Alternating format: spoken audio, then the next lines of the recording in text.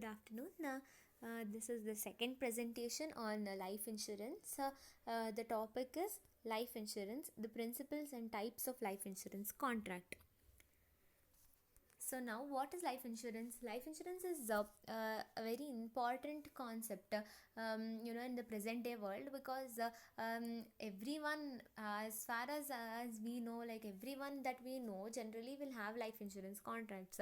Mm, will have life insurances because it is not only it is not only a protection for pecuniary loss in case of death, or accidents, etc., but it also acts as helps in savings.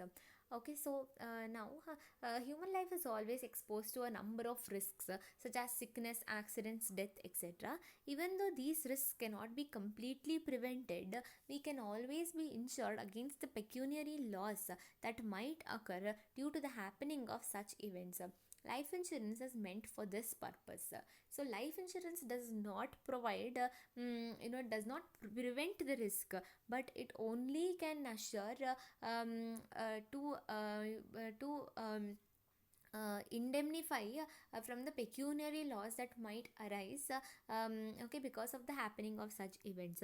Any insurance for that matter cannot prevent the risk altogether, but in case the risk occurs and an unfortunate event occurs, the event that is insured against occurs, and then the insured incurs certain losses, only those losses can be indemnified.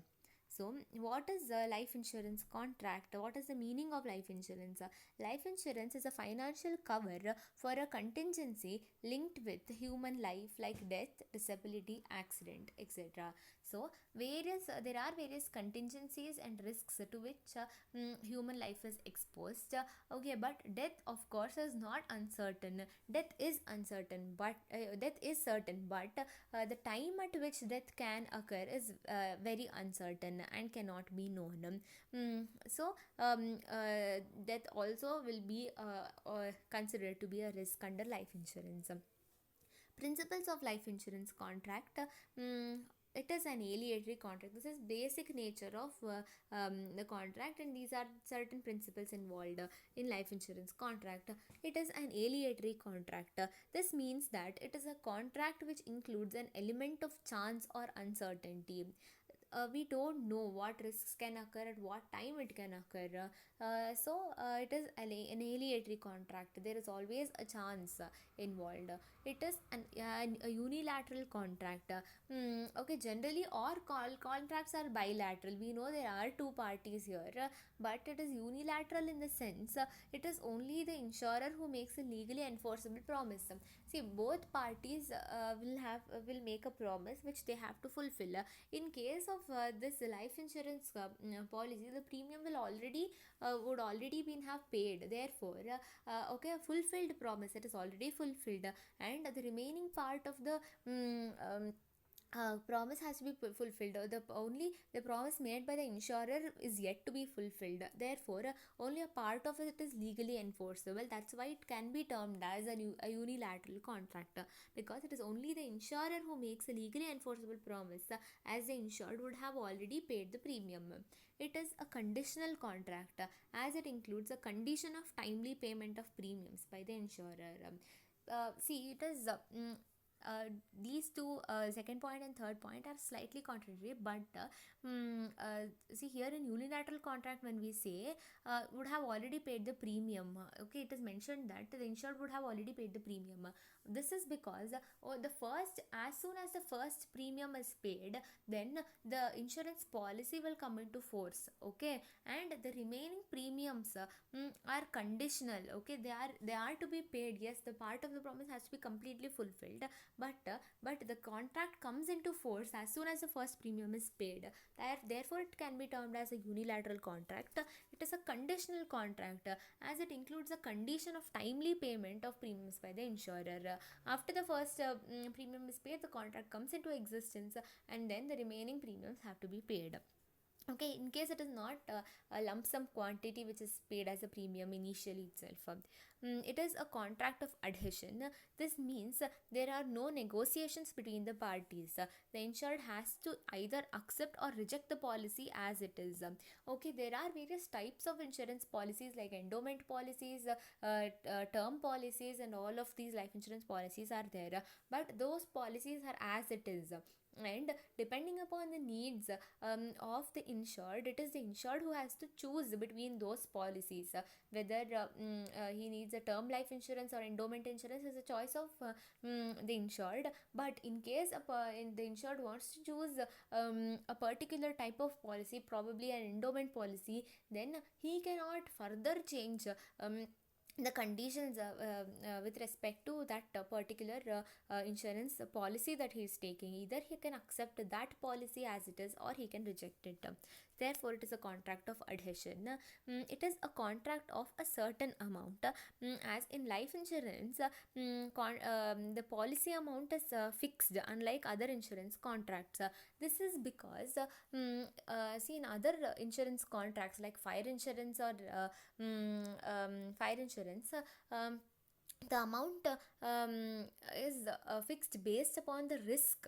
So or motor vehicle insurance, it is based upon the quality of the product, okay, the material of the product, so many the subject matter, okay, the quality, quantity, etc. of the material of the subject matter becomes very important. On that basis, okay, the risk will be assessed, and based on the risk, the policy amount, and also the policy amount as well as the premiums will be fixed. But in case of life insurance, this cannot be done, because we can never we can never estimate the price of a human life. Okay, and okay, death of a person causes immense loss which is immeasurable.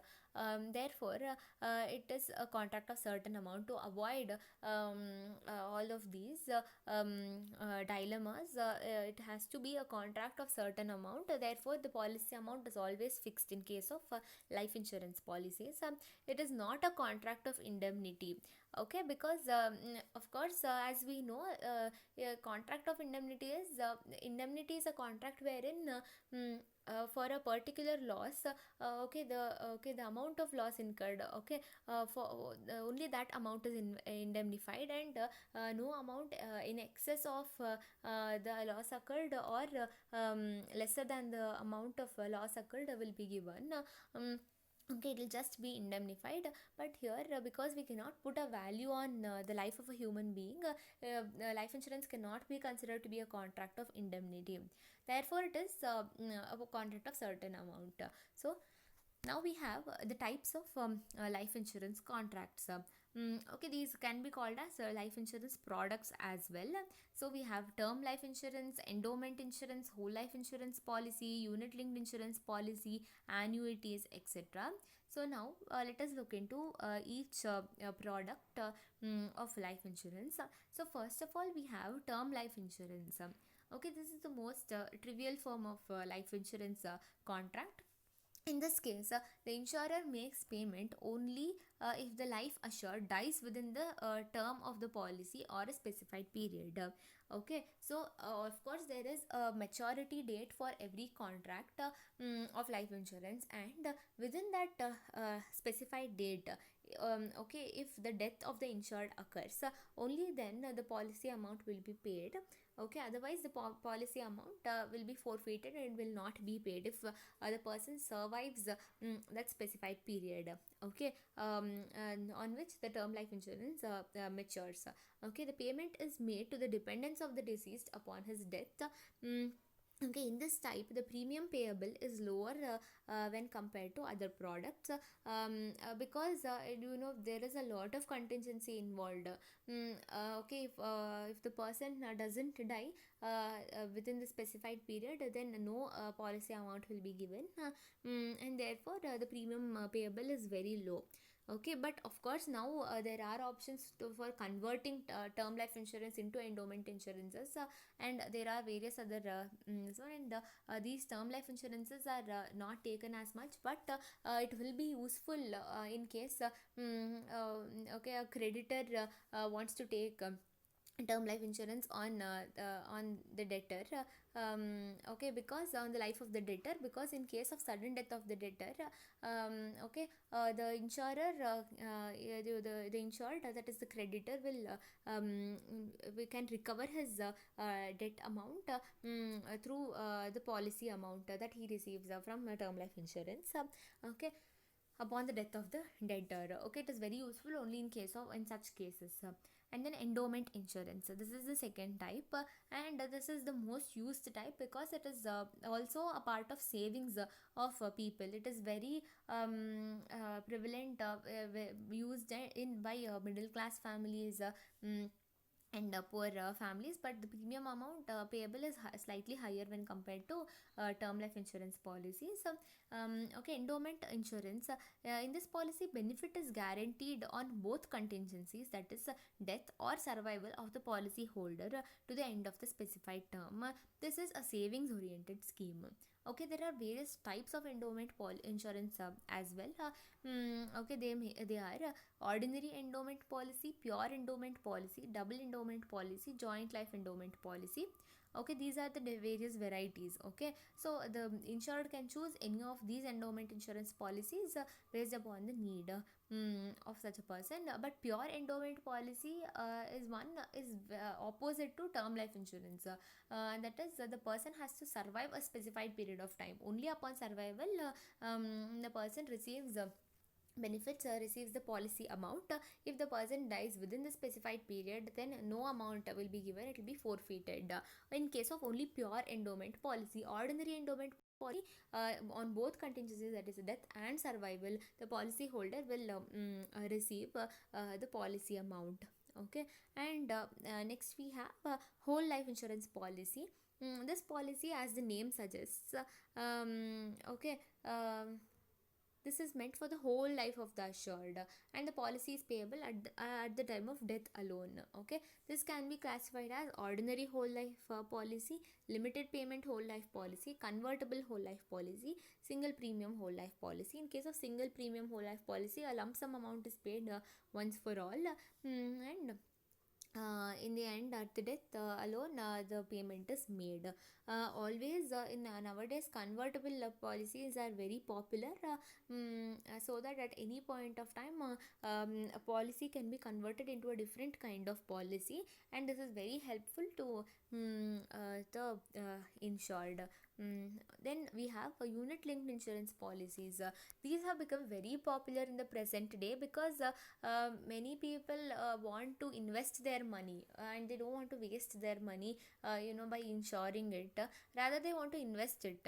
So this is a very helpful kind of insurance policy because it is very similar to mutual funds. Okay, it is a policy in which the customer is provided with a life insurance cover, and a premium paid is invested either in debt or equity products, or a combination of both. So it is the choice of the insured, okay, in where he wants to invest his money. So he can invest it either in debt or in equity products, or in both he can invest, so that he will get a profit at the upon maturity. In the event of the insured person's untimely death, then the nominees would normally receive an amount that is higher than the sum assured of the value of the units.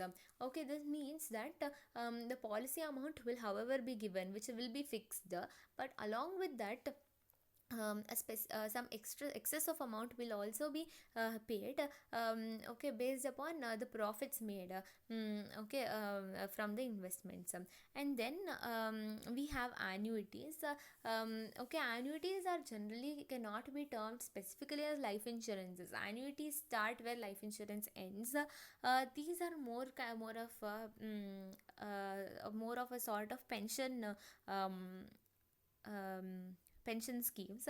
Annuities are not life insurance contracts but are a form of pension. They are the reverse of life insurance contracts. So annually they will be paid a certain sum of money. Mm, okay, and then there are other like kinds of life insurance policies also, such as group insurance policy, wherein okay, in a particular organization or institution, okay, upon a group of people, policies can be taken. That is group insurance policy. Keyman insurance policy is a policy wherein an organization or a company can take insurance upon the life of a particular individual who is very pivotal to the functioning of the whole organization. Okay, he can be considered as the key man. That's why, as the name suggests, it is the key man insurance policy. Okay, the person will be pivotal in the running of the organization. Okay, upon such a person, life insurance can be taken. Okay, under such circumstances, if the person, upon the person's untimely death, or some disability or sickness, or even upon his suddenly if the person leaves the company, under such circumstances, the insurance policy amount will be paid. Okay, so we can conclude by saying that these are all the types of types and varieties of life insurance policies based upon the need of the insured. Okay, the insured can choose any of the above policies. Okay, see, though we can conclude saying that though life insurance cannot guarantee to protect the life of the insured, it surely protects his dependents at the time of his death from the pecuniary loss that they have incurred. Thus, life insurance is an important tool in the present world. And upon untimely death, the dependents will be given the policy amount, which they can use for funeral expenditures, and to gain stability for a short period of time. And they can build their life based basis with the small amount that they have, and they will not be left on streets. So it becomes very important, the life insurance, and therefore it is really prevalent now, and it will continue to be for a long period of time. mm, um, that's it. And this was my second presentation on the topic of life insurance. Thank you all.